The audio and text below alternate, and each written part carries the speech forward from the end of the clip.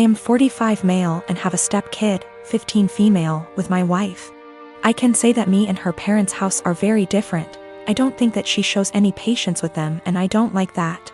For some reason that I do not know, whenever she wants to punish her, she will make it seem like she is going out to do something or save the punishment for when she leaves for work, so it's my responsibility to punish her. I really don't like the idea of punishing kids that aren't mine. Don't get me wrong, I've been in her life since she was 4 and I love her to death. But it doesn't change the fact that they aren't my kids, and it seems like a major out of bounds thing to do. Again, I'm really not comfortable with doing that. She is a good kid and is really responsible, but I feel like my wife's parenting has made her feel like she has to be perfect, or else she will get punished. I've never actually punished her. Like I said, she's a really good kid, and no circumstances did I ever see that a punishment was necessary. For some context, my wife's punishment is taking away all of her belongings. I mean everything, like she'll close all apps on her phone, can't watch TV, can't go out after school, can't call friends. And all this because she got a C on a test, she put an assignment in late, etc. I really hate this. Being so hard on her isn't reasonable. She rarely ever does anything wrong. I mean, last year she probably had 2 assignments turned in late throughout the whole year. These things don't need such harsh punishments, they just need to be left off with a warning. And when she tells me to punish her, that's all I do. I give her a warning and she does just fine after that.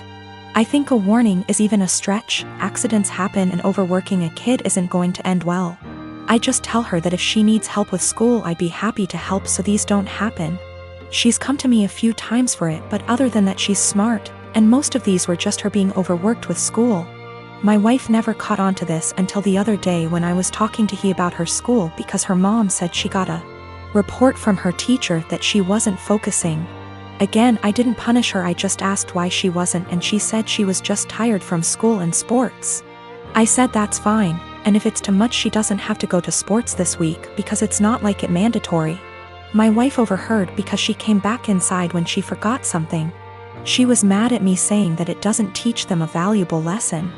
I said it's been working just fine and she's too hard on her. She did the whole "I'm just a stepdad" said her way is torturing her kid. She's not focusing in class because she's trying to please everyone and get an A. So she'll stay up all night and overwork herself to do so, but then she's to blame when that didn't go right. She's not speaking to me now. I have this vegan coworker, we'll call her Vegan, who is very active on FB and in the office about being vegan and how cruel farming is and everything. Each to their own. I don't necessarily disagree with her views on animal cruelty, but here's the thing, I'm a hunter. Not a trophy hunter, but I do shoot feral pigs, rabbits, ducks, introduced, classified game ducks, and foxes, and I fish too. All except for the fish are classified as pests. Foxes especially kill native wildlife and farm animals, and farmers will often put you up on their property for free to hunt them. I have passed tests here, especially for identification of game ducks versus protected species, and practice ethical hunting. I.e. allow the animal to have a fair chase, no dogs or tracking devices. Practicing marksmanship and dispatching prey swiftly and humanely and not wasting the meat. None of that is obviously good enough for Vegan. When she first came onto the team and told everyone she was vegan, I kept my mouth shut about my hunting.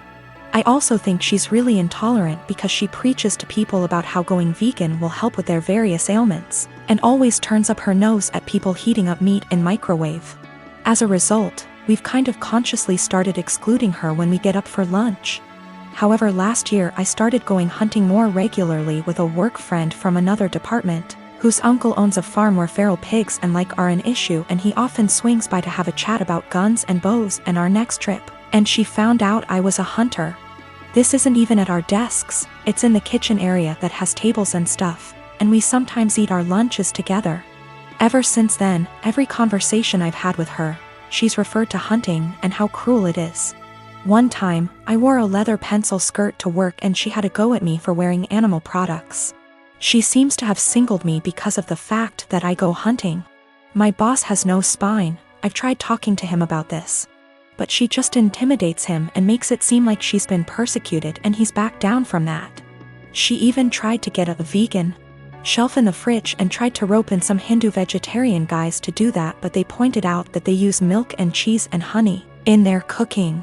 They also think she's nuts. It's gotten to the point where we go out for drinks on a Friday night at 5 and we never ask her.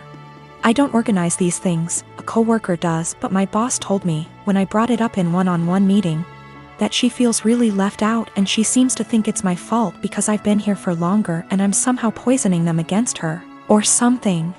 I have since been conscious of this. If anyone starts conversation about vegan, I just say I don't talk to her unless it's work-related and she's more than adequate at her job. It's actually become something of a joke or catchphrase. I told my boss I don't organize anything except official events and she's always been invited. If she's not invited to informal stuff, that's not even organized by me, then that's not my problem. The coworker that doesn't invite her, she managed to piss him off because he's eaten guinea pig, he's from Peru. And she asked him if he'd eaten any of his other pets. For the record, he never ate a guinea pig that was a pet, it's something they eat in Peru. Whenever she brings up hunting or anything, I just point blank ask her there was anything work-related that she wanted to talk about, and if there wasn't, I would start talking to someone else or just walk off. I have asked her multiple times to keep conversations work-related. I never start a conversation with her at all. Most of the time, she pounces when I'm in the kitchen making tea, getting water, or just stretching my legs. One time last week, a group of us were talking and she got up to join the discussion. A horrible silence fell over the group to the point where I just excused myself and went to my desk, and so did a few others. It all came to a head in our team meeting today when our boss, usually at the ends, asks if there's any positive news or celebrations outside of work people want to share, like engagements, marathons, charity appeals, etc., and vegan sarcastically asked me how many lives I'd taken last weekend. I got annoyed and said her constant badgering me about my hobbies and choice to eat meat was discriminatory and bothersome, and that unless it was work-related, she was not to engage me in conversation otherwise, and told our scribe to put that in the meeting minutes. She seemed a bit shocked by that and my boss looked uncomfortable but said fair enough. I thought that was the end of that, but the right before our boss went to close the meeting, 2 other coworkers also put their hands up and asked vegan to only engage them in work-related discussions, and that they were also uncomfortable being given non-medical health advice pertaining to their choice to consume meat and their diets.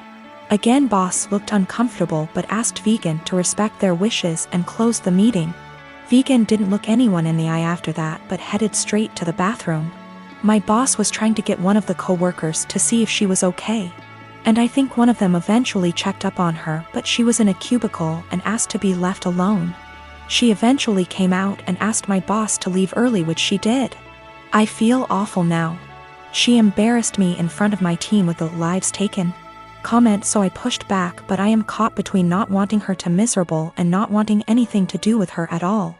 A few of my coworkers and I ended up in a proactive conference call after this with HR, who basically said that always been subjected to unwanted advice and jabs about eating meat was not okay. But some mediation was in order to ensure cut the tension in the workplace. The HR rep then called my boss, who explained what happened in the team meeting and complaints that we'd made one-on-one etc., but then he went into a meeting room and didn't hear the rest of discussion. I don't know what to do, assuming she comes into work tomorrow, or if I should even talk to her at all.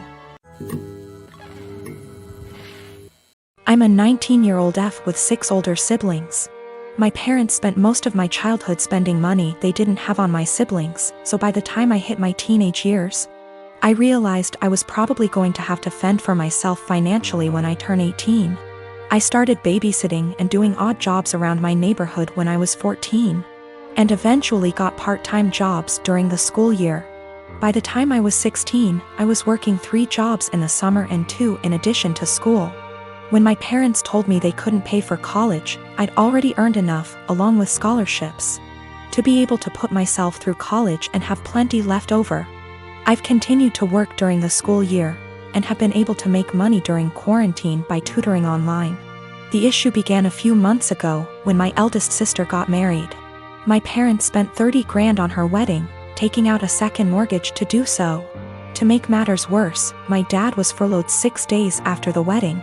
They'd effectively dug themselves into a hole they couldn't get out of. 2 weeks ago, my mom texted me for the first time since the wedding. She didn't say hi, ask how I was, or make any small talk. She just said, "Your dad and I need a favor. When can we call you?" I'd expected this. None of my elder siblings are doing well financially, and they've exhausted all other loan options, both from family and the bank. I figured they would text me, ask me to loan them a few thousand, and promise to pay it back when they could figure things out. I was absolutely willing to pitch in a few thousand, and had even considered giving them some of my tutoring jobs so they could make some extra cash. I was not, however, expecting them to demand I give them all the money, close to $40,000. I'd made from the ages of 14 to 18. The exact statement my mom had made was, "You made that money under our roof. We were the ones who allowed you to work, so you only have it because of us anyway. We bought you food and clothes for 18 years. That money is only a fraction of what you owe us," and so on. I said that food, clothes, and shelter were the very minimum. It's what they signed up for when they chose to become parents. I didn't ask for any of it, etc. They responded by telling me that if it wasn't for them, I wouldn't have the life I have today. I said they were being ridiculous, and hung up. Since that day, both, along with two of my siblings, have continuously hounded me about giving them what is rightfully theirs. My siblings, who have never been asked to give them money, are still professing that it's my job as their kid to take care of them. I told them they wouldn't see a cent of my hard-earned money, and have no right to make such a request. I'm torn. I feel awful for refusing to help them out, but on the other hand, this was their fault. I feel I shouldn't be responsible for fixing their mess. I am 20 years old. I moved out on my 18th birthday and never looked back. I mostly moved out due to how strict my parents were. When I say strict, I don't mean something like home by 10 p.m. I mean, I wasn't allowed to have friends older than me, even by a few months. I wasn't allowed any guy friends. If I had a project to work on at school and got partnered with a guy, my mom would tell my teachers to make me do it alone. I was only allowed on my phone if someone, mom or dad, was there to monitor what I was doing. Weekdays my bedtime was 9 p.m. and weekends 9:30 p.m. I could only have sleepovers if it was at my house, and all of my friends have to be questioned to make sure they were clean, meaning they didn't have boyfriends, no tattoos, went to church, you get it. So you can imagine, I had literally 1 or 2 friends. By 18, I didn't have any plans, I just packed my stuff and left. My parents weren't happy and tried for months to get me to come home, but I didn't plan on it. Anyways, I landed a damn good job and was able to get my first apartment shortly after. My friend is over at my house almost every day with her boyfriend, and we just hang out.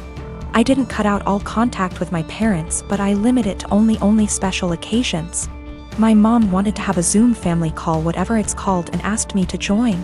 I figured, what the hell, I'll join and say hi. As I'm talking to my little cousin, in the background you could see my friend's boyfriend come into the living room area. Everyone's face kind of froze, and I didn't think much of it. My mom asked who it was and I told her, and she immediately gets annoyed. She started asking why he was leaving my bedroom, which he didn't. The bathroom is the same way towards the bedroom, so I could see why it would look like he left from my room. She and my dad proceeds to ask me why I have guys at my home. Why is he 21 hanging around me? I just turned 20, but yeah, it was like I was 15 again. My mom then insists I have him leave. At this point my friend and her boyfriend hears this and goes like, WTF? I didn't know what else to do but laugh. I said, "Are you out of your mind?" and laughed some more. I realized they were serious and said my goodbyes and hung up. Later I started getting messages that my parents are upset I laughed at them, and my family says it's in my best interest to apologize, because I was being an asshole for laughing. I laughed at them then hung up, so I thought it was rudish, especially after being told I was by my aunt as well. I'd feel terrible if I did such a thing, but someone did point out they'll never change their ways, so I think I might have to. You know, I've got no idea how to set boundaries, but I'm sure there's a few articles that can help me with that. I found out from my little cousin that my mom has been asking where I live, so now I'm kind of scared for that. Though not many know my address, if she asks the right people she might find out. I hope not.